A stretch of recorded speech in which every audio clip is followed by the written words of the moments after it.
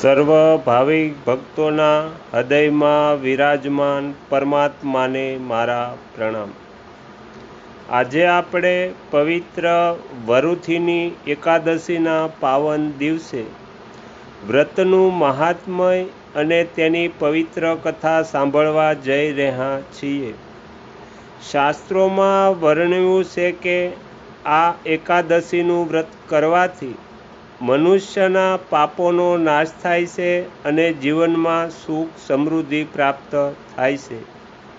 આ કથાને શ્રદ્ધા અને એકાગ્રતા સાથે અંત સુધી સાંભળશો જેથી ભગવાનની કૃપા પ્રાપ્ત થાય।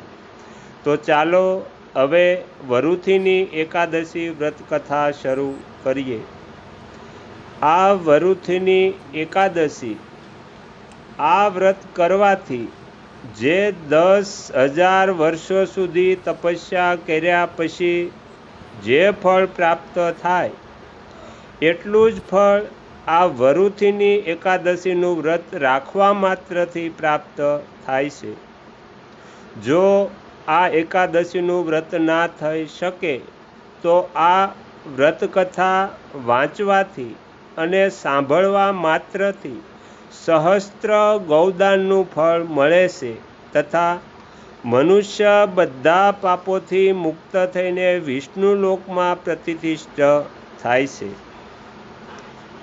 યુધિષ્ઠિર પૂછે છે, વાસુદેવ, ચૈત્ર માસના કૃષ્ણ પક્ષ એટલે કે વદ પક્ષમાં કઈ એકાદશી હોય છે? કૃપા કરીને એનો મહિમા જણાવો।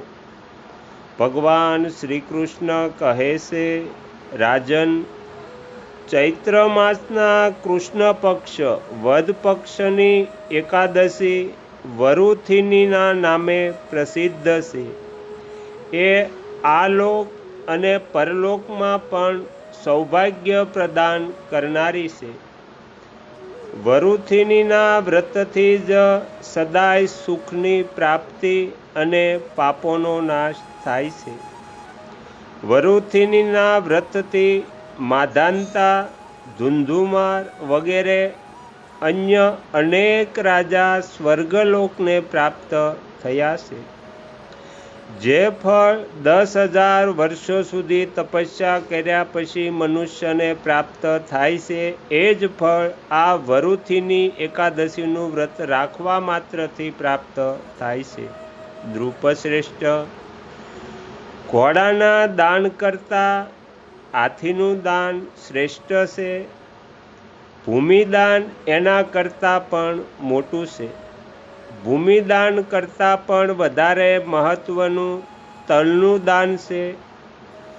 તલદાનથી વધારે સુવર્ણદાન અને સુવર્ણદાનથી વધારે અન્નદાન છે, કારણ કે દેવતા, પિતૃઓ તથા મનુષ્યોને અન્નથી જ તૃપ્તિ થાય છે। વિદ્વાન પુરુષોએ કન્યાદાનને પણ આ દાન સમાન જ બતાવ્યું છે। ગાયનું દાન કન્યાદાન તુલ્ય જ છે। આ સાક્ષાત ભગવાનનું કથન છે। આ બધા દાનથી પણ મોટું વિદ્યાદાન છે। મનુષ્ય વરુથીની એકાદશીનું વ્રત કરીને વિદ્યાદાનનું પણ ફળ પ્રાપ્ત કરે છે। જે લોકો પાપથી મોહિત થઈને કન્યાના ધનથી આજીવિકા ચલાવે છે તેના પુણ્યનો ક્ષય થતાં યાતનામય નરકમાં પડે છે। આથી સર્વ પ્રકારના પ્રયત્નો કરીને કન્યાના ધનથી બચવું જોઈએ અને પોતાના કામમાં ન લેવું જોઈએ। જેઓ પોતાની શક્તિ પ્રમાણે પોતાની કન્યાને આભૂષણોથી વિભૂષિત કરીને પવિત્ર ભાવથી કન્યાનું દાન કરે છે એમના પુણ્યની સંખ્યા બતાવવામાં ચિત્રગુપ્ત પણ અસમર્થ છે। વરુથીની એકાદશી કરીને પણ મનુષ્ય એના જેવું ફળ પ્રાપ્ત કરે છે।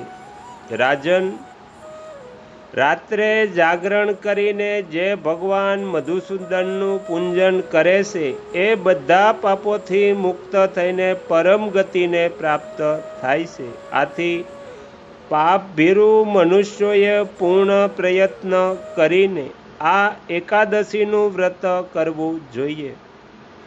યમરાજથી ડરનારા મનુષ્યએ વરુથિનીનું વ્રત કરવું.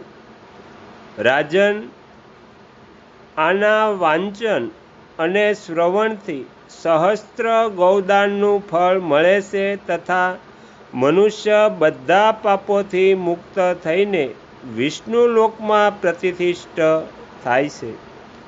તો અહીંયા વરુથીની એકાદશી વ્રતકથા સમાપ્ત થાય છે.